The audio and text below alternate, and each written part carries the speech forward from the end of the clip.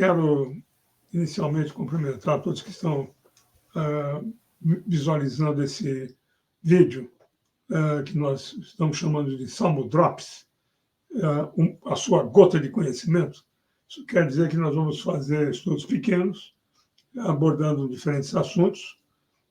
Alguns deles vão ter continuações, outros vão ser apenas uma única vez, dependendo do que seja cada um desses assuntos. Então, aqui nesse dia de hoje, nós estamos inaugurando essa nova série e vou começar essa nova série apresentando um tema sobre o rito escocês antigo e aceito, que é justamente os pontos centrais da ética e da moral desse rito, que estão expressos nos seus graus, especialmente quando você se refere ao conteúdo dos versos de abertura de cada um dos graus. Então, nós vamos passar aqui uma pequena exposição introdutória para esse assunto, que é um assunto que me parece muito interessante e que acho que todos vão usufruir bastante.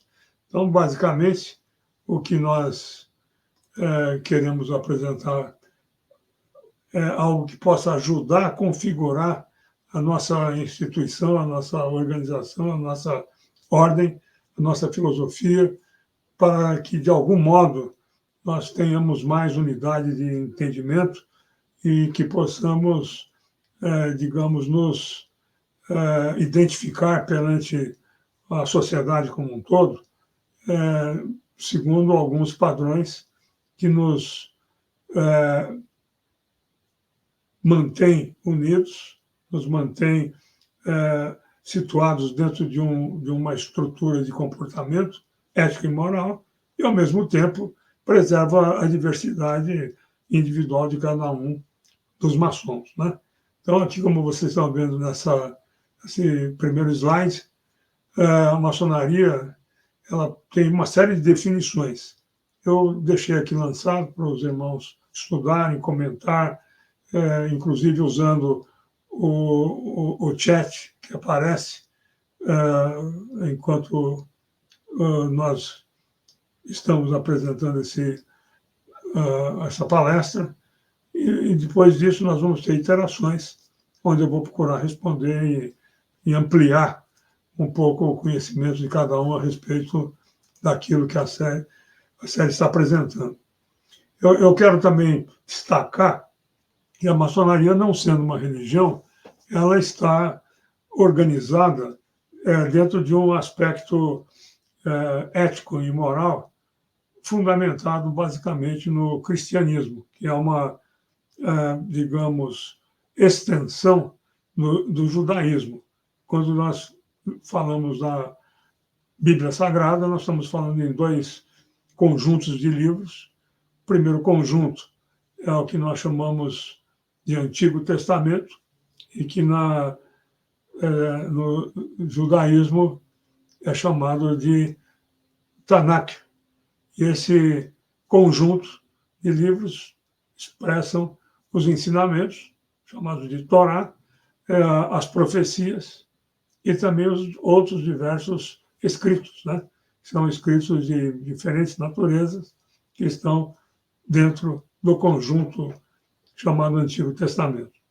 No Novo Testamento, nós temos o cumprimento de profecias através da pessoa do Messias, e nesse cumprimento dessas profecias, então, nós temos uma continuidade dessa estrutura religiosa e a confirmação daquela estrutura de ética e de moral que já vinha no Antigo Testamento.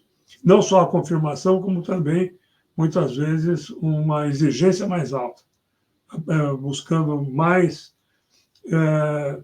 do homem em termos de moral e de virtude. E principalmente no que concerne as questões relacionadas com o relacionamento com Deus, consigo mesmo e com o seu próximo, né? Como vocês podem ver por esse slide que está apresentado aí, é um slide que não está numa atualização muito forte, mas dá uma ideia da dimensão das religiões majoritárias. Vocês podem acompanhar pelas cores, sendo que a cor azul está sendo utilizada pelo cristianismo, cor vermelha pelo judaísmo, que vai aparecer principalmente só mesmo aonde nós podemos verificar que é nesse ponto aqui a localização do Estado de Israel. Esse outro trecho que nós temos em branco aqui é o Mar Vermelho, aqui é o Golfo Pérsico, e aqui nessa parte nós temos a Arábia Saudita, temos também os Emirados Árabes e o Iêmen. E do lado contrário do Mar Vermelho nós estamos com a África, e se vocês imaginarem aqui essa geografia, o sul de Israel entra no Egito, e essa entrada, esse processo aqui, nesse ponto de intersecção do Mar Vermelho, com os dois lados aqui, o continente africano e esse continente aqui, que é já parte da Ásia, né? Então, o Canal de Suez, por exemplo, está aqui nesse trechinho. Os irmãos terem uma ideia aproximada e rápida do que nós estamos comentando. Então, nós sabemos que a maçonaria, o rito escocês antigo e aceito, não sendo uma religião, ele tem um código de ética e de moral que está explicado nos seus graus, é o objeto desses estudos que nós vamos desenvolver, e digamos, a base dessa estrutura ético e moral está na Bíblia Sagrada, que é esse livro que está aqui no centro, que os irmãos podem observar. E esse livro da lei, muitas vezes a gente pode ter também compartilhando no altar, normalmente chamado de juramentos, outros livros da lei que podem ser também utilizados. Mas lembrando que não existe história ou lenda maçônica baseada em livros que não sejam os livros judaicos e o Novo Testamento, que seria a fonte primária para o cristianismo, né? Agora, é claro que quando o irmão vai fazer um juramento, esse juramento, eventualmente, ele pode fazer o juramento usando como livro da lei o livro da religião dele, como o Corão, por exemplo, poderia ser um livro adotado. Mas a maçonaria ela não tem uma maçonaria baseada no Corão. Isso não existe. A maçonaria está baseada nesse conjunto chamado Bíblia Sagrada, as lendas dali decorrem e assim por diante. Um aspecto importante, então, é que esse nosso seriado aqui, ele vai estudar, digamos, as potenciais conexões entre a doutrina maçônica e o livro das Escrituras Sagradas, que, como eu já mencionei, é representada pela Bíblia Sagrada. Vai estudar também a moral e a ética relacionada com essas passagens. Isso também é uma particularidade do Supremo Conselho aí para a República Federativa do Brasil, que é subordinado ao Supremo Conselho Sul dos Estados Unidos, que, por sua vez, é considerado o Supremo Conselho Mãe, mas não necessariamente essa abertura do livro da lei ocorre em todos os Supremos Conselhos. No caso do Supremo Conselho brasileiro, isso se dá dessa maneira. É bom salientar isso também. Nós vamos verificar como podemos extrair desses versículos e de outras normas que estão em cada grau o código ético e moral que estão ali implícitos, né? E ao final disso, o que nós pretendemos é compilar um código de ética que é derivado do rito escocês antigo e aceito. Então, basicamente, é esse o desfecho dessa série. Então, essa série ela vai ser longa em termos de capítulos serão curtos, nós vamos percorrer todos os capítulos necessários para cobrir os graus do rito escocês antigo e aceito. A bibliografia, eu quero mostrar para os irmãos, vou usar basicamente esse livro, que é o livro Jesus e a Moral Maçônica. Esse livro, inclusive, muitos já conhecem, é um livro que eu tenho utilizado bastante como brinde para aqueles que participam dos nossos Psalmocasts. Convido a vocês a participarem do Psalmocasts e a concorrer ao sorteio de um desses livros. Eu comento que o livro ele não está à venda e está sendo reservado só para essa finalidade. É um pequeno estoque que eu ainda disponho e quero que esse estoque seja utilizado para brindar aqueles que participam das atividades do site aqui do Salmo 133. O outro livro é um livro imenso aqui, cuja capa é essa que os irmãos estão vendo aí. É um livro chamado Scottish Rite Ritual, Monitor and Guides. É o ritual do rito escocês, é um monitor e guia. É um livro que foi escrito e desenvolvido pelo ilustre irmão Arturo de Royos, que é um irmão muito ativo aqui no Supremo Conselho do Sul dos Estados Unidos. Ele é um pesquisador, estudioso, etc. Né? Uma outra fonte também que eu vou adotar são os rituais utilizados pelo Supremo Conselho do Grau 33 para a República Federativa do Brasil. Então, essa aqui vai ser uma referência bem forte que eu vou adotar. Eu tenho todos os rituais, né? Uma vez que participei desse Supremo Conselho aí no Brasil, e ainda participo, porque sou remido do Supremo Conselho. E vou utilizar também um outro livro, que é o livro chamado A Bridge to Light. Esse é um livro também muito interessante, descreve todos os graus aqui, e é utilizado basicamente aqui no Supremo Conselho do Sul dos Estados Unidos, no qual também sou membro e faço parte. E esse livro, ele será uma das fontes, né? E, finalmente, a Bíblia Sagrada, eu basicamente vou usar só traduções do hebraico, tanto traduções para o português como para o inglês. Então, basicamente, essa é a fonte básica que eu pretendo, as fontes básicas que eu pretendo utilizar, né? Aqui na nossa nova série. Quero comentar rapidamente sobre o rei Salomão, que trouxe uma prosperidade muito grande para Israel durante o seu reinado. O reinado durou 40 anos e o rei Salomão realmente foi muito importante, foi um personagem fabuloso aqui para a história do povo de Israel, né? E é importante dizer o seguinte: aqueles que quiserem mais detalhes podem encontrar esses detalhes nessas passagens que estão indicadas aqui, principalmente os irmãos poderão encontrar no primeiro livro de Reis, capítulos 1 a 11, o primeiro livro de Crônicas, capítulos 28 e 29, segundo livro de Crônicas, capítulos 1 a 9. Então, é uma leitura grande, mas é interessante, importante. Eu peço para os irmãos que tiverem interesse em se aprofundar um pouquinho mais, que façam essa leitura e vão gostar muito. E Salomão é um homem que foi lembrado, abençoado por Deus com sabedoria, um homem de grande capacidade.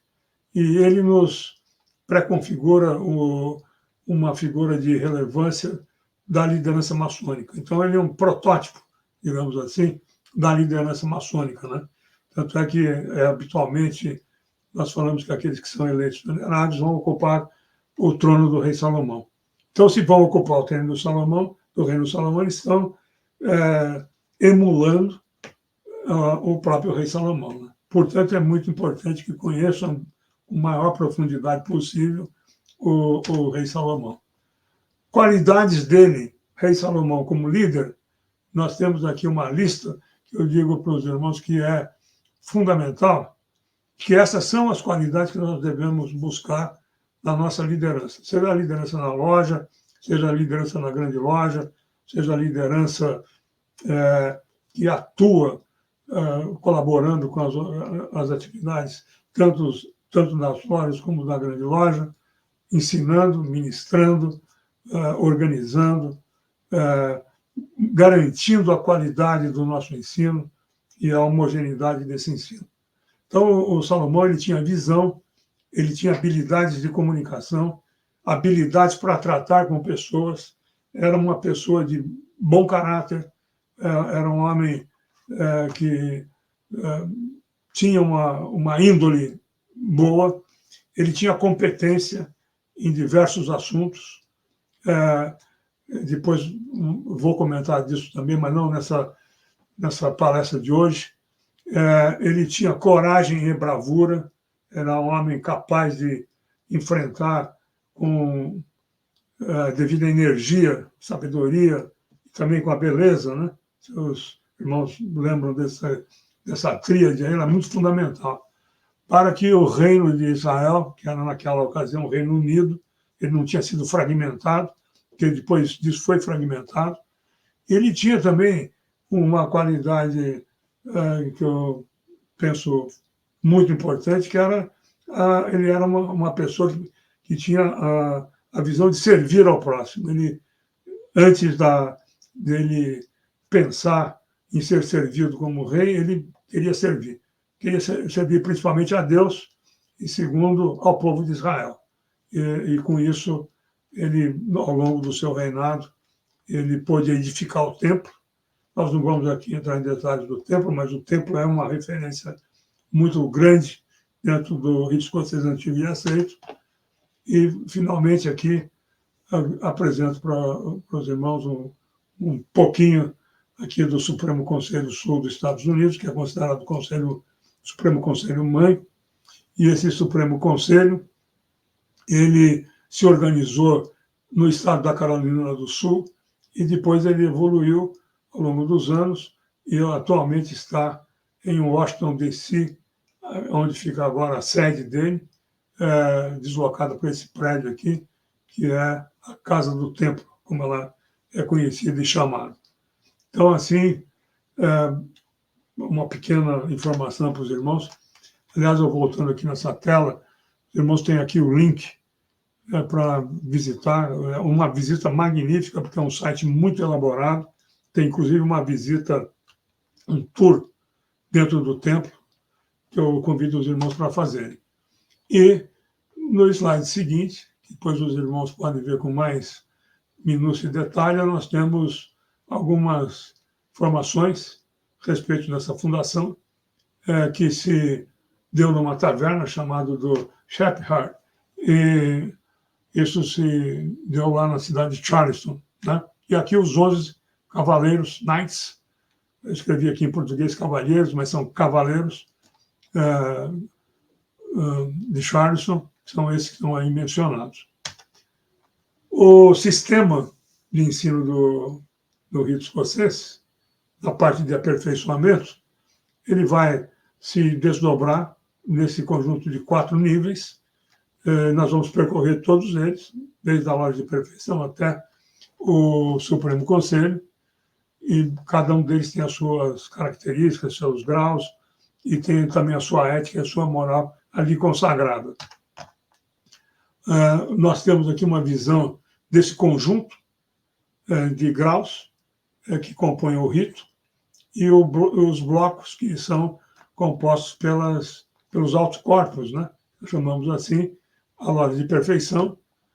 Nós chamamos também de lojas capitulares ou capítulos Rosa Cruz, o outro grupo que vem a seguir, da loja de perfeição, os corpos filosóficos, ou conselhos de Kadosh, ou aerópagos, e, finalmente, os graus administrativos que estão compostos pelo consistório dos príncipes do Real Segredo. Então, é basicamente essa a divisão que nós temos dos graus. Aqui os irmãos podem ver uma comparação entre os diversos graus no Conselho Sul dos Estados Unidos, no Conselho Norte. O Conselho Norte ele pega uma parte pequena lá da parte norte dos Estados Unidos, depois o restante todo é Conselho Sul. A organização para a França e para o Canadá, e para a Inglaterra e o país de Gales, né? Então, basicamente, nós estamos aqui bem compatíveis com o Supremo Conselho Sul dos Estados Unidos. A nossa apresentação durante o curso, que eu vou fazer aqui, ela vai especificar os graus. Para cada grau, nós vamos ter uma passagem bíblica, um contexto, um argumento, ou mais de um até, e algumas observações. Na parte do aprendiz, nós temos aqui esse conjunto de 3 graus, aprendiz, companheiro e mestre. Essas são as passagens que são associadas a esses graus. E aqui nós podemos ver o contexto e, decorrente do contexto, o argumento. Então, por exemplo, no grau de aprendiz, o amor fraternal. O júbilo produzido por uma identidade comum que nos une como irmãos. Se a gente não tivesse a identidade, nós não podemos nos chamar de irmãos. Então, eu tenho visto com muita preocupação um certo desencontro, um certo tipo de, digamos, diferentes visões que perdem a unicidade, a unidade de que nós, como maçons, devemos ter nos fundamentos na nossa base, né? E aí aproveito para dizer que eu sou uma pessoa que eu advogo muito que a gente não deveria ter uma multiplicidade de ritos na loja simbólica, porque isso divide muito a loja simbólica, fragmenta, reduz a capacidade de se buscar excelência ritualística, instruções, etc. E acaba também criando um pouco essa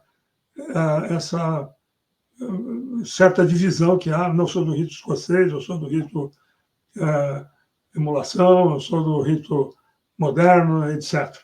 Então, eu vejo que esses diversos ritos eles deveriam ser subdivididos acima da loja simbólica, ou seja, fora do âmbito das grandes lojas. E as grandes lojas é que governam esses graus, né? Grandes lojas e grandes orientes.